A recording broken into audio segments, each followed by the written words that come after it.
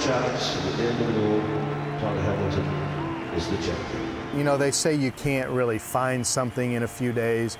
Well, I can attest to it that you can. You can argue that the Open Championship is the greatest golf tournament that's ever been. If you would have asked me before that, if you could win a tournament, what would you pick? I probably would have said the Masters, US Open 1A, but having seen how the Open Championship is perceived around the world, I'm very happy that's the one I won. I remember going over there to Royal Troon in '04. I wasn't playing golf very well. I just made the cut the week before, finished last or next to last, and wasn't really, to be honest, looking forward to making the long trip over and knowing I wasn't going to play very well. I actually got over there a day late. Got over there on Tuesday, I'm going to guess around noon, and was kind of tired.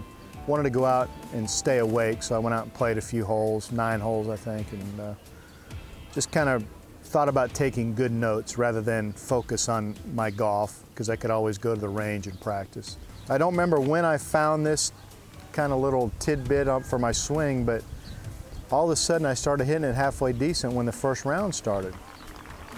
And I remember birding the last hole to shoot even par, and for some reason that even par sounded like 5 under to me rather than over par in a major.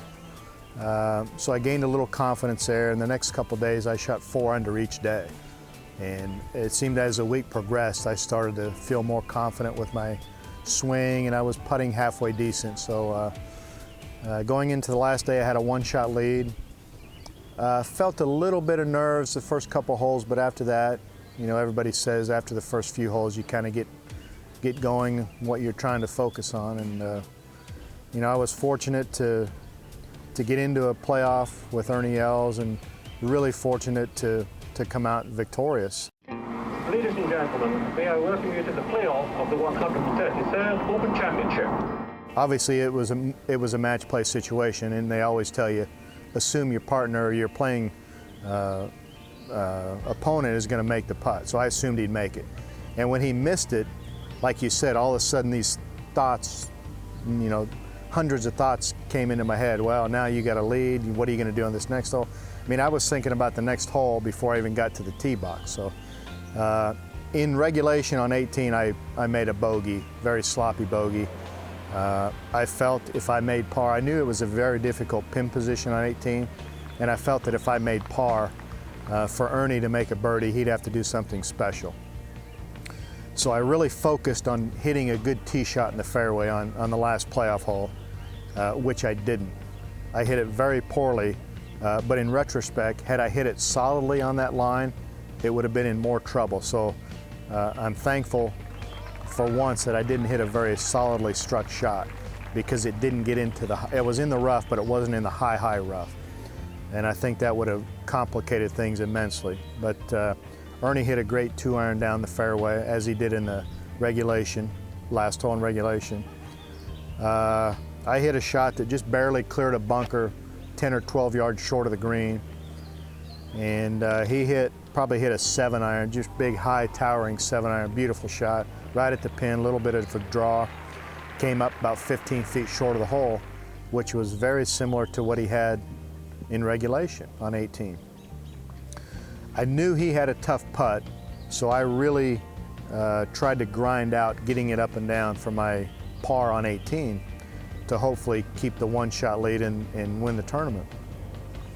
And I'd been using a hybrid the whole week to chip, more so used for long putts from off the green. So I remember I had about 10 yards to the front of the green. The pin, I think, was on 21 steps, so I had a total of 31 yards to the hole. And I remember pulling the head cover off my utility club, and my friend made that club for me. His name was Dave Williams. He goes by Sticky, is his nickname. So I remember saying, my caddy also knew who he was. So I remember taking the head cover off and saying, "All right, Sticky, this is for you." Just kind of so my caddy and I were the only ones that could hear it. Got over it, and I think knowing that I was going to hit that shot and going ahead and doing it instead of deciding, do I use a 5-iron to chip, do I putt, lob wedge, sand wedge, whatever. So I think that proved to be the difference. And it was funny because as the ball got closer and closer to the hole, I remember hearing the crowd's cheer or roar kind of increasing as the ball got closer to the hole. Again, I expected Ernie to make his putt, and as he had that putt before, when he missed, I remember looking at him and he looked very dejected for some reason, because I only had a 2.5 foot putt, and he probably assumed I was going to make it. This for the Open Championship.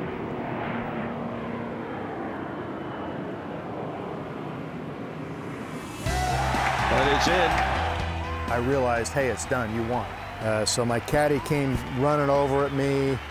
I didn't know what he was going to do. He picked me up, kind of bear hug, and I was kind of in a daze for quite a while until somehow I recouped to make a halfway decent speech, and it was just a real special 4 days. I was lucky my mother was there to witness it. My wife, 3 kids were there. The oldest kid was 6, youngest was 1.5 years, so they really don't remember or know what had happened.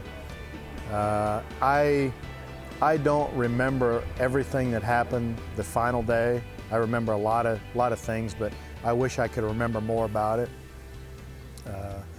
And I think the whole week, the whole accomplishment didn't really sink in until I got home and was greeted at the airport by friends and buddies from back home in Dallas. So obviously it was an accomplishment that only you can dream of, but you never think it's going to happen. And for me to achieve that, really only being in that position for the first time, and to have it happen that very first time, it was really special.